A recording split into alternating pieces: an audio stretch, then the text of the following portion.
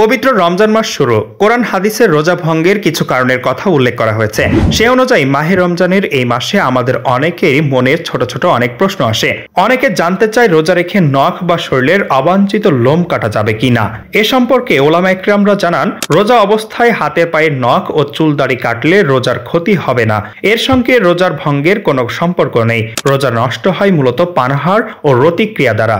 বিশিষ্ট আলেম ডক্টর মোহাম্মদ সাইফুল্লাহ বলেন, সিয়ামরত অবস্থায় কেউ যদি হাতের নখ কাটেন বা অবাঞ্ছিত লোমগুলো কাটেন তাহলে তার সিয়াম নষ্ট হবে না, এটা জায়েজ রয়েছে। এটি মাকরুহ হবে না, সিয়ামের সঙ্গে এর কোনো সম্পর্ক নেই। পরিচ্ছন্নতার জন্য এটা অনেক ক্ষেত্রে বাধ্যতামূলক হয়ে যায়। উত্তম হলো এগুলো কেটে ফেলা। রোজা রেখে চুল ও দাড়ি কাটা যাবে কিনা এই প্রশ্নের উত্তরে শাইখ মাহমুদুল হাসান বলেন, রোজা অবস্থায় নখ কাটতে বা চুল কাটতে কোনো অসুবিধা নেই। এগুলোর সঙ্গে রোজার কোনো সম্পর্ক নেই। রোজা রেখে দাড়ি সেভ করলেও রোজা ভাঙবে না।